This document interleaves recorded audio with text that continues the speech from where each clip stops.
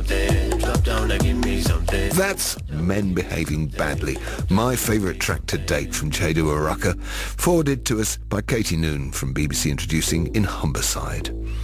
It's Six Music, I'm Tom Robinson, and Lloyd Cole will be here to tell us all about his new album Guesswork after the BBC News. Six Music. This is BBC Radio. Six Music.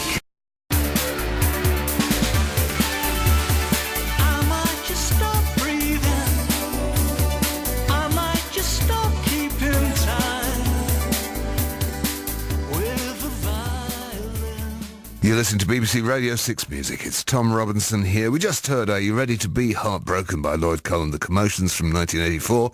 And from 2019, we just heard Violins from the album Guesswork. And Lloyd joins us in the studio now. Hi, Lloyd. Thanks for having me.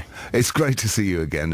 When was the last? 13 years ago. I think it was after Antidepressant came out, so it was probably 2006 or 7. Somewhere around then. Six Music was very young back then. Yes, it was indeed. Well, we were all a lot younger.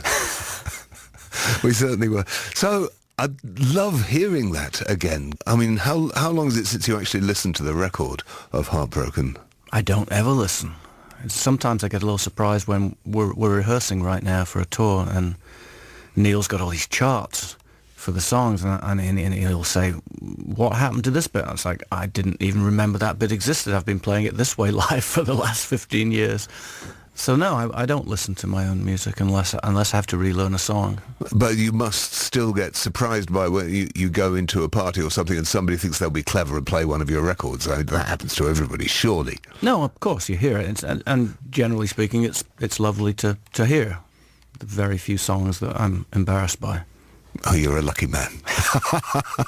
Over the years. There's a few. But Violins, what a great record to kind of hit us with in 2019.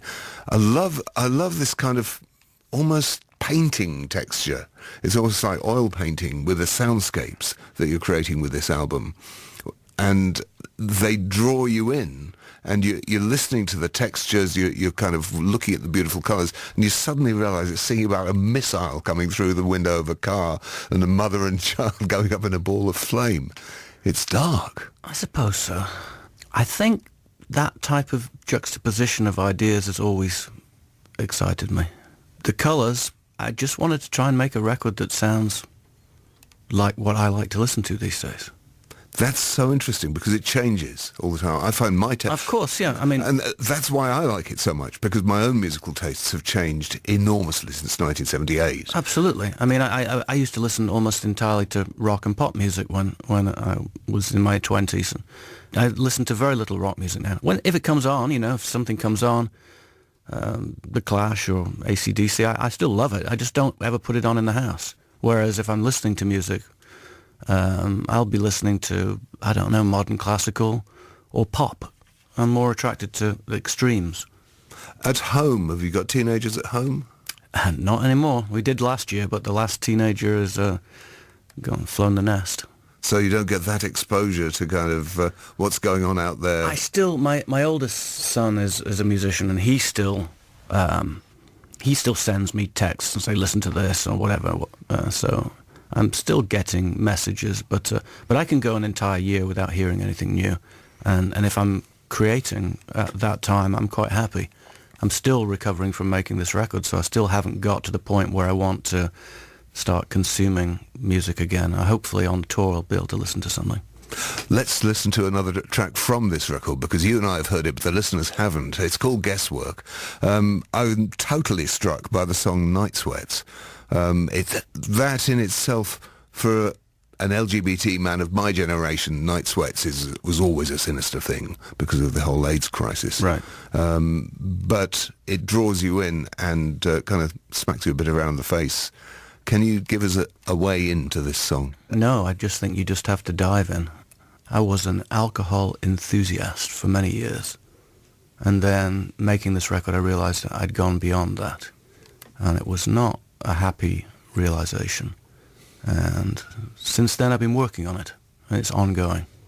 I'm doing better, but I wasn't doing so well when I wrote this. Listeners, prepare to take the plunge.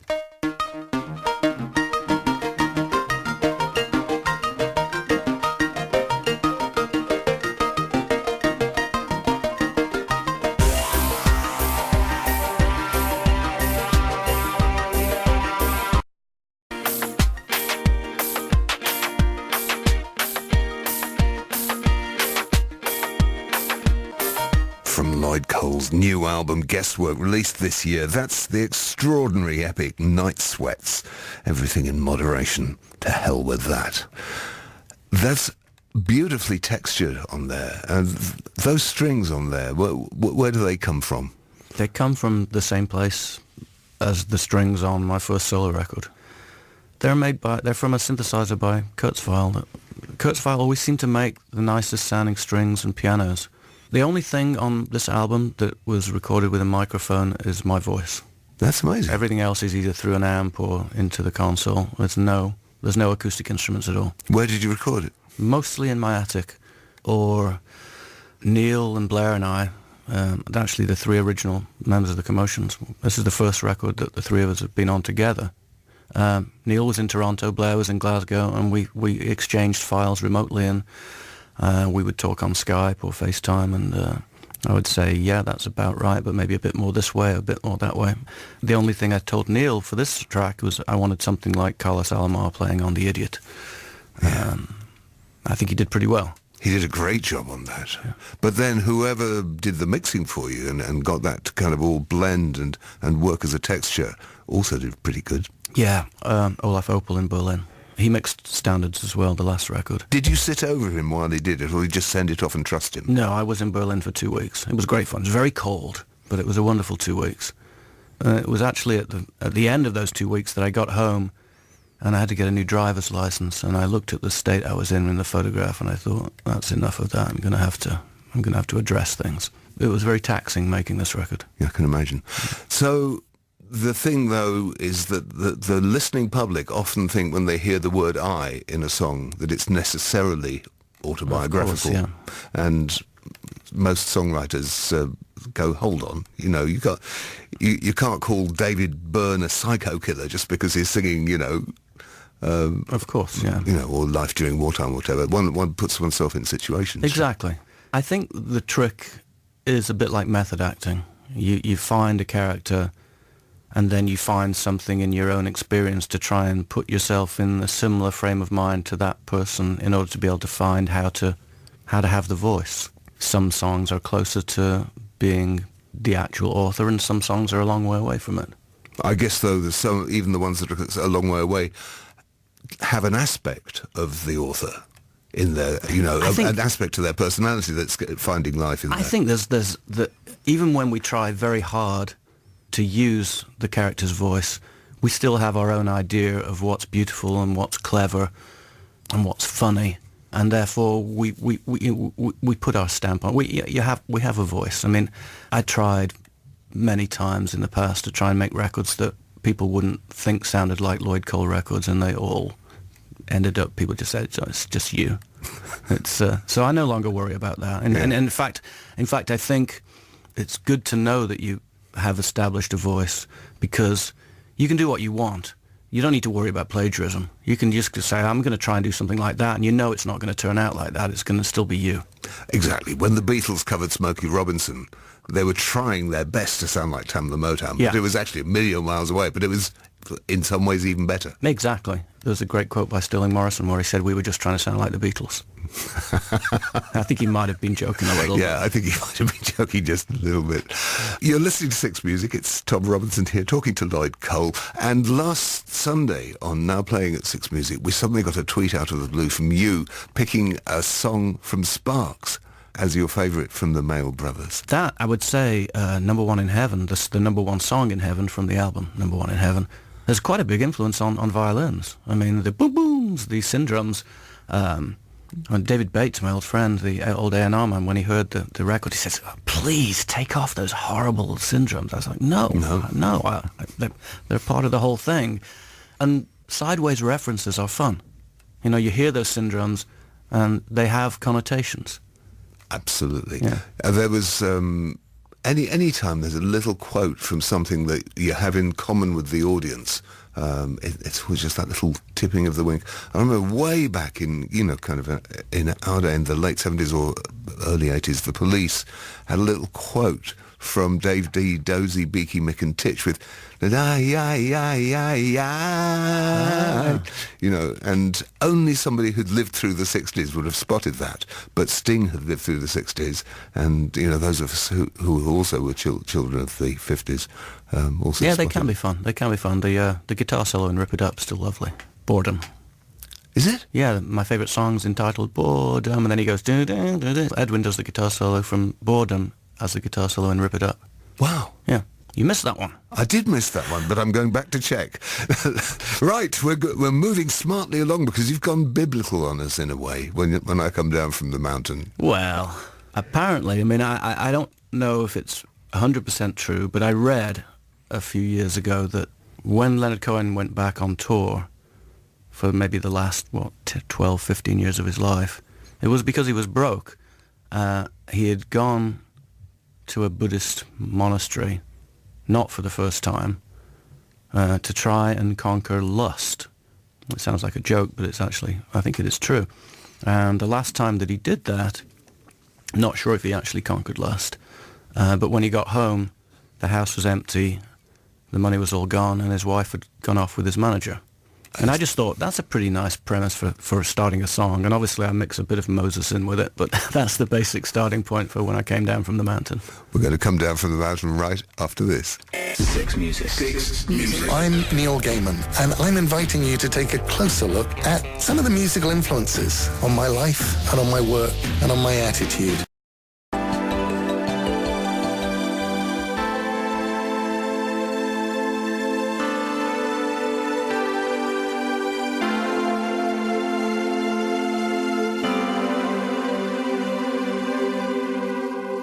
From the album Guesswork, it's Lloyd Cole. When I Came Down from the Mountain. That one grabbed me and just pulled me straight in there. So what's the genesis of it? Well, the genesis, so to speak. One of the things that I'm just a little tired of hearing about this record is that it's 80s sounding. But this song is actually from the 80s. Blair wrote the tune, I think in 87, and I found the old cassette. I sent it back to him and said, can we revisit this? So who knows how many unfinished songs are in all those cassettes, because there's about 100 of the cassettes. That's, again, true for every songwriter. I once visited Peter Gabriel down at Real World, and he pulled back this great sliding door, and there's a vast library of shelves of cassettes, all of things that he'd muttered into his dictaphone, and they were there just in case he ever wanted to get to them. But you could argue that for a songwriter, that's like undeveloped film. You've had the idea, you've taken a snapshot, you've captured it, and it's there, and it can't go away. And any time you want to get it out and kind of put it in the dishes in the dark, you can actually get a fresh song out of it. Absolutely, yeah. And sometimes it's just not the right time to write a song. I mean, for example, the song Remains, that's the last song on side one, that's the other tune that Blair wrote. He wrote that in about 2012, and I knew when I heard it, I definitely want to do something with this. But it took me 6 years to figure out a way to take a piece of music like that and make it into a song. It's not always apparent. Sometimes you have to let it stew. You've mentioned home and recording it in your attic at home. Where is home? Western Massachusetts, about 3 hours drive due north of New York, about an hour and a half west of Boston. And how long have you been there? We left New York in '99. Wow. So I've been there longer than we expected, but my kids had good education there. My youngest son is in the University of Massachusetts, only about 40 minutes from where we live, and so it's been good because just before he started university, he had a terrible accident. He got hit by a car when he was walking. Oh, God. And if he hadn't have been nearby, he wouldn't have been able to do his first semester. He would have had to take a semester off, but he was able to come home every night, and we had to take the neck brace off and all that stuff. Yeah, it was scary stuff. But it's been good. But as soon as he's finished with his studies, my wife and I will reconsider. I was thinking about coming back here, but right now I don't know. I feel slightly hijacked by it in that I feel like Normally when I go on stage, I can talk about whatever comes into my mind. I don't feel like I can talk about it. I think the audience would just start fighting with each other. Interesting times. Yes. So, the tour. You've got a huge, enviable, wonderful tour lined up. I mean, as we speak today, you're already, we're pre-recording this earlier in the week, you're actually on stage in Newcastle at the Tyne Theatre and Opera House. But then we've got Kilmarnock, Aberdeen, Dundee, Hamilton, Edinburgh, Liverpool, Leeds, Buxton Opera House, Birmingham Town Hall. These are big, prestigious venues. 2 nights in London at the Union Chapel. That's fantastic to come back in triumph like that. It's not bad. I mean, the last time we spoke, I was playing a little place in Leicester Square called the Arts Theatre. I think 2 nights, but still it was less than 1 night at Union Chapel. So things are... I have a theory that certainly the British people, maybe not all people, but the British people don't want middle age to exist for their artists. They like their artists to be young or fresh or old and established. Oh, let's hope for us all. Yeah. So I'm not sure if I'm established, but I'm certainly more established than I was 10 years ago, and my life in terms of making a living playing concerts is easier than it was 10 years ago, which I'm grateful for. Absolutely. And there's a great body of work that you can go out and play. How do you choose the set list? Basically trying not to be like the last tour. So the last tour we did was based on these box sets that Universal brought out, so it was only music from 83 to 96. So the songs that were specifically for that tour, they're being rested. And then there's a few songs that I've been playing every gig for the last 15 years, some really good songs that I'm just going to force to have sabbatical. Songs like Lovers Do or Don't Look Back. I'm not playing them this tour. And then we're going to try and find what we consider to be the best songs that we haven't played for a while. And then there'll be the core of things like Heartbroken and Forest Fire and Violins and Night Sweats. Violins and Night Sweats on acoustic guitar are quite fun. What's the lineup? Just Neil and I. Just the 2 of us on stage with guitars. Wow. Yeah. So that is going to be a radical change for these songs that we're listening to now. Yeah, but, I used to be a little frightened and maybe intimidated by that. I was on stage in Dundee. Maybe 15 years ago, and they kept shouting out for a Forest Fire, and I said, I can't play Forest Fire on acoustic guitar, it won't work. And they just, I was besieged, and eventually I said, I'll give it a try. And I played it, and I think that was the moment that I realized that if the song is strong enough, you can strip it down to almost nothing, and it'll be fine. And if the song isn't strong enough, so if anybody calls out for From the Hip, we're not going to play it because it's actually not that good without the production. That's candid for you. Then, before we get to the grand finale, there is one song that I'd like to ask you about, which is The Afterlife. Let me quote a lyric: no loneliness, no tears caress, only afterthought, afterthought in the afterlife. Yeah, there's a place for people who are no longer useful in society before they die. And so that's what it feels like when you go on the river cruise and you're retired and you no longer have responsibilities. It's kind of like a day. I mean, we feel at this stage now, since both kids are gone and we don't have people to look after, only ourselves, we feel slightly lost. Tell me about it. Yeah.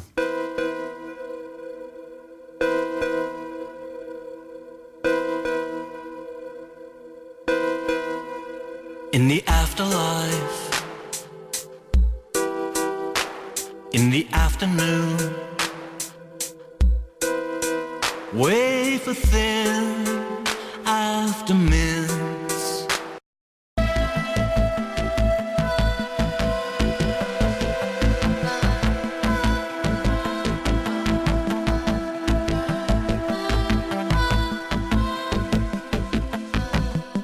Completely gorgeous. The Afterlife by Lloyd Cole from his new album Guesswork, and Lloyd's with us here in the studio.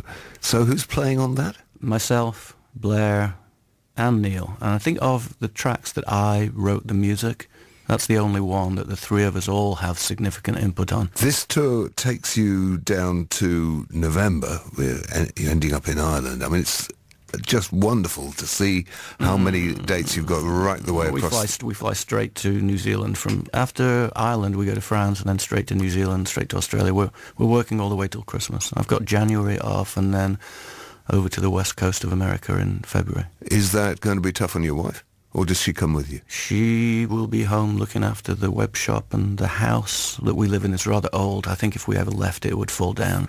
I will endeavour to figure out ways for us to meet at times. She maybe fly out for a few days here and there, but she still feels like she needs to be near Frank, and also her mother is very old right now, so she's not leaving America for more than a day or two.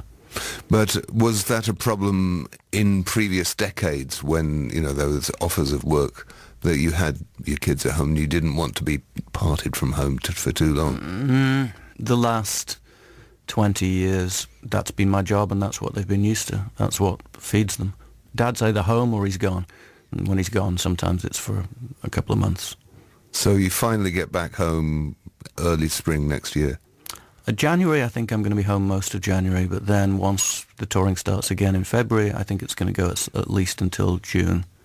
And frankly, I'm happy. I mean, we don't make money selling records anymore.